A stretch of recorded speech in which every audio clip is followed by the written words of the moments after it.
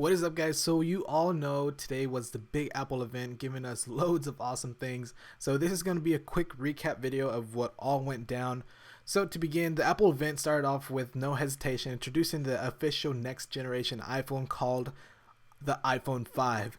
So the iPhone 5 will be thinner, lighter, and taller with a 4-inch display with a resolution of 1136 by 640, giving it the widescreen 16 by 9 aspect ratio. Along with this, the iPhone 5 will have ultra fast wireless, adding HSPA plus, DC, HSDPA, and finally LTE.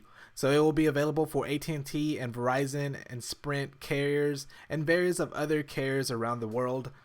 With the support of LTE, the iPhone 5 will also support new dual band Wi-Fi.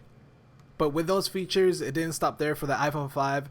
It will now come with a new A6 chip for faster performance, 2 times faster CPU, and 2 times faster graphics. So this will make launching apps, loading music, and etc. twice as fast than the current A5 chip on the iPhone 4S. After that, they had EA Studios demo a game on the iPhone 5 showing graphics and such, but I didn't really care about that. We then got the information of the new improved battery for the iPhone 5, and this battery will last as long as up to 8 hours of LTE browsing, 10 hours of video, 40 hours of music, and 225 hours of standby time. So of course that is all depending how you use it, but that is average of how long it will last. They then moved on to the iSight camera, showing us how it got improvements, giving the back camera better specs with an 8 megapixel sensor, backside illumination, hybrid IR filter, 5-element lens, and 2.4 f-stop aperture, and a few more features. Next, they did move on to iOS 6, showing us the new features such as share photo streams, and finally, panorama for the camera, right? Finally. But anyways, they went on to talk about the iSight camera once again, giving the back iSight camera still 1080p HD recording, face detection, and also a new feature which allows you to take photos while you're taking video. Moving on to the front facing camera, it will be a FaceTime HD camera at 720p HD, which is amazing. I love that. And also backside illumination, face detection, and also FaceTime will be available over cellular unless if you're an at&t user and they don't allow you to without a price. iPhone 5 is set to have 3 mics, front, back, and bottom. They went on to talk about the connector, which is new and improved, now being named Lightning. It is actually 80% smaller. It is an 8-pin sync cable with it being reversible, so now you won't have to worry about which side is up and which side is down. So I know I had that problem plenty of times whenever I'm in the dark and stuff, but you don't have to worry about that now. They also introduced a new adapter so you can connect your new Lightning cable to a 30-pin connector. Next, they went on to talk about iOS 6 and all the cool new features like maps, Facebook integration, full screen landscape mode in Safari, Passbook, and all that good stuff. Coming back to the iPhone 5, they finally gave colors, pricing, and release date. So it will be available for $199. So the 16 gigabyte will be available for $199, 32 gigabyte for $299, and 64 gigabyte for $399, with of course a 2-year contract. It will be available in black and white.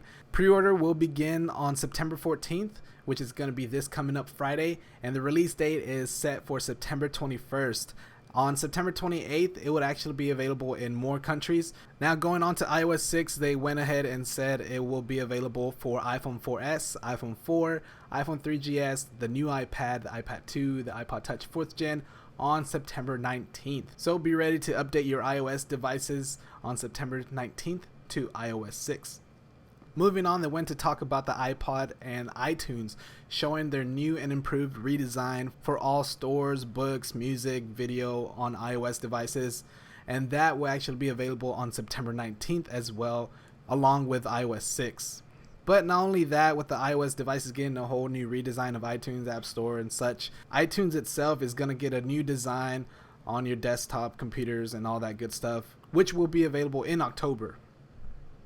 Next, they went on to introduce the new and redesigned iPod Nano, making it 38% thinner, 2.5-inch display, and giving it also multi-touch screen and a home button like the iPhone. I prefer this to the iPhone mini. That's what it reminds me of. And as you see here, it will be available in 7 different colors. After the iPod Nano, they went on and talked about the new 5th generation iPod Touch, which is going to be having a taller 4-inch display like the iPhone 5. It will be thinner, lighter, and along with an A5 chip. Now the iSight camera on the iPod Touch will be a 5 megapixel camera with autofocus and flash. And with the iPod Touch, they also introduced the iPod Touch Loop, which allows you to attach this little loop here on the back of your iPod Touch. Now the front iSight camera on the iPod Touch is going to be FaceTime HD along with 720p and face detection. It will also support Bluetooth 4.0 and dual band Wi-Fi just like the iPhone 5. So the new iPod Touch will come in 5 different colors along with the color coordinated loop for your iPod Touch, which is pretty cool. After that, they introduced the new EarPods, aka the earphones. So this is a whole new name for the headphones or earphones, whatever you want to call it. They are now called the EarPods, and what they are, they're basically just a whole new redesigned earphones, and it will be included with the new iPhone 5, the new iPod Nano, and the new iPod Touch. And the pricing for all these products, they're actually still going to be selling the iPod Shuffle, of course, for $49, iPod Nano for $149, which is going to be available in October. You can actually pre-order that September 14th. And keeping the 4th generation iPod Touch is going to be available in 16 gigs at $199, so that's going to be the 4th generation. And the new 5th generation iPod Touch will be available in 32 gigs for $299, and you can also pre-order that on September 14th. Wrapping all of that up, in the end they had the Foo Fighters perform, which I thought was super random, but I mean, hey, I guess this is something new that Tim Cook is doing. But other than that, that is actually all that went down at today's Apple event. So as always, hit that little like button and give it a thumbs up to show me that you like this video, and leave all the questions, comments down below. And if you're new to the channel, feel free to subscribe for future videos. So I'm really stoked to actually get my hands on all these products. I can't wait till they release. But yeah, so guys, other than that, thanks for watching, and I will actually catch you guys on the next video. Alright, peace.